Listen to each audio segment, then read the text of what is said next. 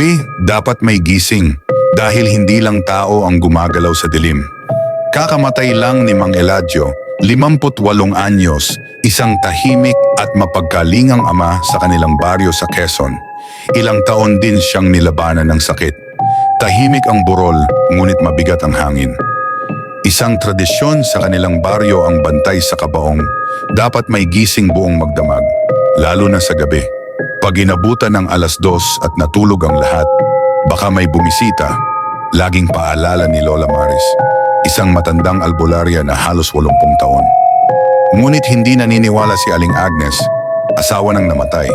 Hindi niya gusto ang mga paniniwala ni Lola Maris. Ano yan?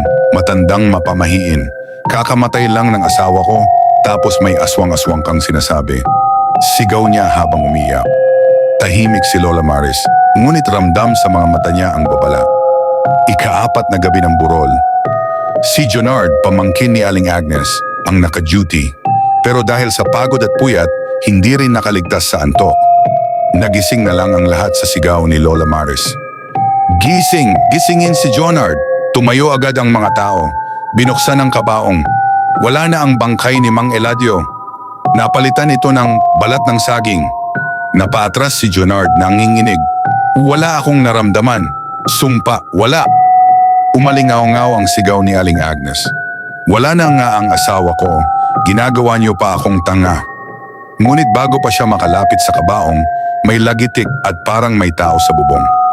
Nang lumabs ang mga tao, may nakita silang nilalang na may dalang sako sa likod at patalon-talon sa bubong. Sabi ng mga matatanda, kumukuha ng bangkay ang mga labis, uri ng aswang na pinakikinggan lang ang tawag ng sakit at lungkot. Ang burol na walang bantay ay paanyaya. Mula noon, sa tuwing may burol sa baryo, may bantay na, 2, gising hanggang umaga. At sa tuwing naamoy nila ang saging sa hangin, alam na nila ang ibig sabihin. Kapag natulog ka sa gabi ng burol, baka paggising mo, wala nang laman ang kabaong.